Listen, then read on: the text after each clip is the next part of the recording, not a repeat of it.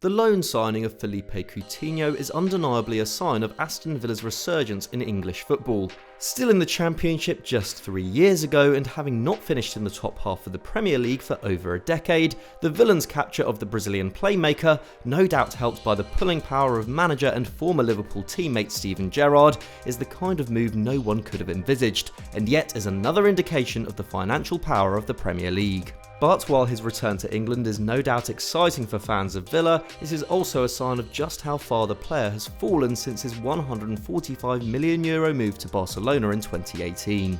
Still the third most expensive player of all time after Neymar and Kylian Mbappé, Coutinho was once seen as someone to build the side around when Lionel Messi's star eventually faded at the Camp Nou. But amid the Blaugrana's ongoing financial crisis, he's been considered a necessary sacrifice, leaving Barça just 6 months after Messi in order to free up space on the wage bill. On today's episode of EFD Explained, we're going to explore how Coutinho became a superstar and the reasons behind his fall from grace. Philippe Coutinho grew up in Rocha, a neighbourhood in the northern zone of Rio de Janeiro, overshadowed by the city's iconic Maracanã Stadium. Like many of his compatriots, the Brazilian honed his football skills on concrete, finding his love for the sport at the age of 6 playing futsal, a variation on the beautiful game which is focused more on technical ability, skill and quick transitions, and also had a big influence on greats like Ronaldinho, Andres Iniesta and Lionel Messi. As he later said, "I based all my football learning on futsal. Futsal helps you to think fast, learn to make immediate decisions in limited space and improve ball skills too. I'm very grateful for everything it gave to me." At 7 he was spotted by Vasco da Gama, a club which had won its first and only Copa Libertadores just a year earlier, and impressed as he rose through the ranks, but even then he knew how tough it would be to make it as a professional. As he told the Anfield Rap in 2015, "It's a shared feeling among boys in Brazil because it's like a factory. There's an endless supply of talent and the factory is always full. Millions of kids trying to do the same thing." It wasn't until he was selected for Brazil's under-14s that his dreams of making a living from football began to look like a real possibility, but by the time he was 16 his talents had been noticed by Internazionale, who had just won their third successive Scudetto under Roberto Mancini and paid around €4 million to take him to Italy. Loaned back to Vasco da Gama for 2 years, Coutinho helped them regain promotion to the Brazilian top flight, but he experienced difficulties when he finally moved to Inter for good at 18, with injuries and a lack of confidence holding him back in a side which was also in decline following Champions League glory in 2010. But a loan move to Espanyol in January 2012 kick-started his career in Europe. At just 19, he became a regular starter in La Liga under the tutelage of up-and-coming manager Mauricio Pochettino, registering 5 goals and an assist in 16 appearances, including a Ronaldinho-esque under-the-wall free kick against Malaga. But while his impressive performances did not align with those of the side as they slipped down the table, winning just 2 games with Coutinho on the field, his raw attacking qualities and ability to entertain made him a hit with the fans, while his high work rate and humble character made him popular with Pochettino. While he averaged 3 shots, around 2 dribbles and a key pass per 90, he was also a keen presser, making 3.7 tackles and interceptions a game. Within a year, the pair were facing each other in the Premier League, with Poch hired by Southampton just 6 days before Coutinho moved to Liverpool in January 2013, and the player scoring against the Saints in a 3-1 defeat at St Mary's weeks later. But unlike at Espanyol, the Brazilians' arrival at Anfield coincided with a drastic uptick in form, with Brendan Rodgers' side losing just 2 of their final 13 games of the season and starting the following campaign with 6 wins from 9 to kick off an unlikely title challenge. Coutinho instantly became a key member of Rodgers' team, playing every game for which he was available, creating more chances per match than any teammate bar the imperious Luis Suarez, and ranking 3rd in the side for shots behind the Uruguayan and Daniel Sturridge. And while the headlines were mainly grabbed by Suarez, Sturridge, Raheem Sterling and Steven Gerrard, Coutinho more than played his part in one of the Premier League's greatest ever title races at just 21 years of age, most notably netting the winner against Man City in a classic encounter which put the Reds in pole position to take the crown. Of course, he would end up missing out on Premier League glory, but following the departures of Suarez and Sterling, the playmaker would only become more influential.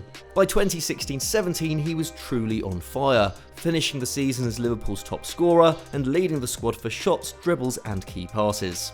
In fact, his 4.3 shots per 90 ranked him joint 10th in Europe's top 5 leagues, alongside Edinson Cavani and Zlatan Ibrahimovic. In Jurgen Klopp's cutting-edge system, Coutinho developed into one of the very best all-round attackers in world football, registering a goal or an assist every 86 minutes in the first half of the 2017-18 campaign. By this point, he had long been tipped for a move to Barcelona, where Messi and Suarez had both hit their 30s. There was a sense at the Camp Nou that the forward line needed rejuvenating, and this became a priority following the sale of Neymar to PSG. What's more, Coutinho's ability to play as both a left-sided forward and an attacking midfield made him an ideal signing given Andres Iniesta's impending departure. And while he was denied a move in the summer of 2017, he eventually got his wish the following January. But while it was seen as the logical next step in his career, Coutinho's move to Barca marked the beginning of a dramatic decline. Arriving for a club record fee, the pressure was on the Brazilian to become a game changer from the get-go. He began strongly, adapting to Ernesto Valverde's more conservative tactics, playing on the left and right of a midfield four as well as in a front three, and registering 16 goal involvements to help the Blaugrana to a League and Cup double. But his performances fell off the following campaign, with his role as an inverted winger seeing him get in the way of Lionel Messi on the field, while poor form saw him come under increasing pressure from the club's demanding fanbase. Between November and May, Coutinho hit just 1 goal and 1 assist in 24 league appearances, and was even booed by his own supporters during the club's 3-1 victory over Rayo Vallecano in March. His frustration was evident when, a month later, he celebrated scoring a screamer against Man United in the Champions League quarter-final by turning to the Camp Nou stands and sticking his fingers in his ears. Whereas he'd been shown almost unconditional love at Liverpool, the tougher environment of a club that expected perfection every game, especially from a €145 million player who was reportedly being paid over €400,000 a week, was not beneficial for his confidence. As a source close to Coutinho told English publication The Independent, he was turned back into the shy boy from Brazil, no confidence, no instinct in his football, and no purpose. He was also a victim of Barca's knee-jerk transfer policy under Josep Bartomeu, loaned to Bayern Munich after only 1 full season to free up the wage bill for Antoine Griezmann, another player signed for astronomical money who never found his place in Catalonia. And while he also began life in Germany well, registering 2 goals and 2 assists in his first 3 Bundesliga starts and thriving creatively in a more central role, the replacement of manager Niko Kovac with Hansi Flick eventually saw Coutinho lose his regular starting spot.